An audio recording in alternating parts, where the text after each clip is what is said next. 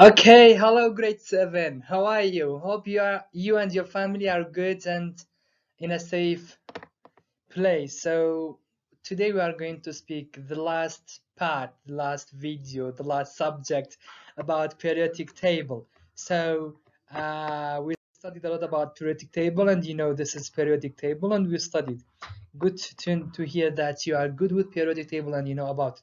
So today we are going to speak about all the groups and the periods. Okay, so the horizontal lines are called periods, and we have 7 periods, and the verticals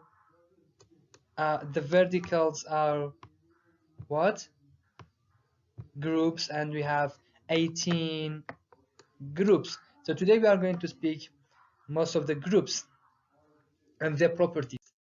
So and we studied this one, atomic number. What is atomic number, by the way, guys?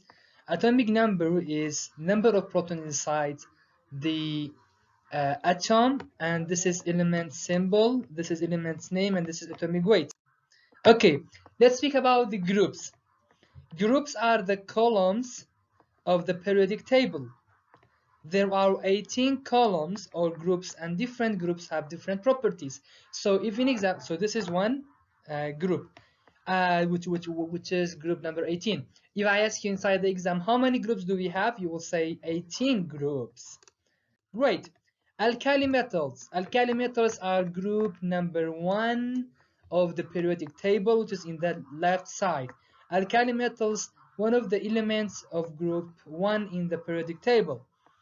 They are very reactive, and they have some shared properties like softness, color of silver, shyness, and low density. And the elements are sodium, potassium, lithium, rubidium, cesium, and francium. By the way, you have to know that the only element in the first column which is not usually considered as an alkali metal is hydrogen. That's why we don't have hydrogen inside alkali metals. Alkaline earth metals. This is the second group of the periodic table, and they are very reactive, but less than the reactiveness of alkali metals, which is group 1. And they have some shared properties like color of silver, higher density than alkali metals. The elements are calcium, magnesium, barium, strontium, beryllium, and radium. Transition metals are the elements of group 13 to 12. So all the elements in group number 3 to 12 inside the periodic table called transition metals. So they are reactive but less than the other two groups which we studied. Their shade properties like shyness, good conductor of thermal energy and electric current.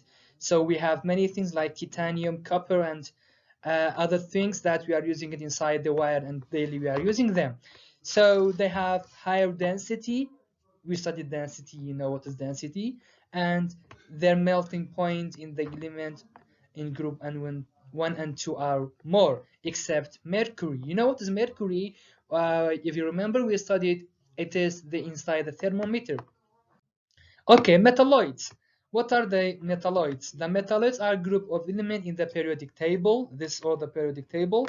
Metalloids have some properties in common with metals and non-metals. So metalloids are between metals and non-metals in the periodic table. So here inside this type of periodic table is this purple color like boron, silicon, germanium, arsenic, and antimony, and trillium. These purple colors, I will color it for you, but yes, I will highlight it for you.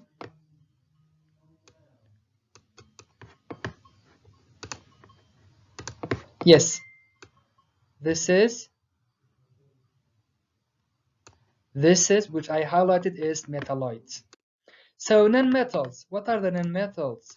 So non-metals are groups of elements in the periodic table. They are located in the right side of the metalloid which we studied.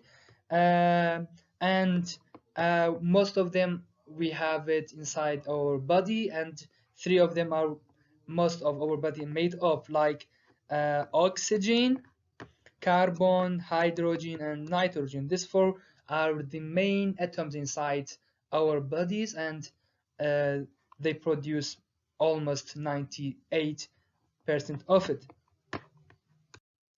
Halogens. Halogens are group number 17 in the uh, periodic table, and elements in the halogen group have 7 electrons in their outer shell, and giving them many unique properties. The atoms are fluorine, chlorine, bromine, iodine, and astatine. So these are very important.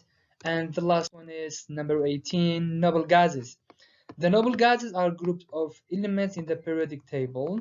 Elements in the noble gas family have atoms with a full outer shell of electrons. They are also called inert gases, like helium, neon, argon, krypton, xenon, and radon, which is inside the most of our lamps, which use daily inside our homes and on the roads. Then I will send you some useful links to watch it, and it's very nice. At the end, thanks for watching. Thank you.